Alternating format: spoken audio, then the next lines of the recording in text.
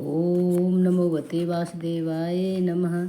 एकादशी व्रत कथा की कैसे हुई शुरुआत, जाने कथा और महत्व। बरूथनी एकादशी का व्रत इस कथा के बिना अधूरा है। ये व्रत करने से लोगों को शुभ फल की प्राप्ति होती है। आइए जानते हैं बरूथनी एकादशी व्रत की कैसे शुरुआत हुई और इसकी क्या कथा है। हिंदू धर्म में यह हर साल वैशाख माह के कृष्ण पक्ष की 11वीं तिथि को बरूथनी एकादशी मनाई जाती है। इसका व्रत करने से लोगों को पुण्य फल की प्राप्त होती है। बरूथनी एकादशी व्रत कथा। प्राचीन काल के समय में नर्मदा नदी के तट पर मांधाता नाम का एक राजा राज्य करता था।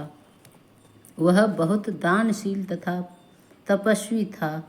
एक दिन जंगल में तपस्या कर रहा था, तभी न जाने कहाँ से एक जंगली भालू आया और राजा का पैर चबाने लगा। राजा पूर्ववत अपनी तपस्या में लीन रहे। कुछ देर बाद पैर चबाते चबाते भालू राजा को घसीटकर पास के जंगल में ले गया। राजा बहुत घबराया, लेकिन उसने क्रोध और हिंसा न करके भगवान श्री विष्णु से प्रार्थना की और करुण भाव से भगवान विष्णु से मदद मांगने लगा। इसके बाद उसकी पुकार सुनकर भगवान श्री हरि प्रकट हुए और उन्होंने अपने सुदर्शन चक्र से भालू को मार डाला। राजा का पैर भालू पहले ही पूरा खा चुका था। इससे राजा बहुत ही शोकाकुल हुए। उन्हें दुखी देखकर भगवान विष्णु बोले, हे वत्स, शोक मत कर। तुम मथुरा जाओ और बरूथनी एकादशी का व्रत रखकर मेरा वराह अवतार मूर्ति की पूजा करो।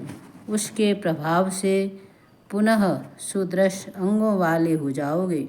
इस भालू ने तुम्हें जो काटा है, यह तुम्हारे पूर्व जन्म का अपराध था।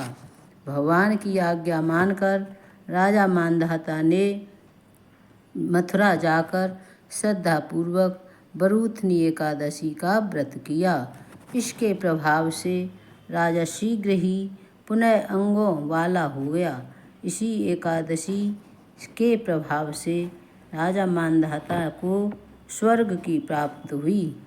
तभी से इस व्रत को रखने की परंपरा चली आ रही है।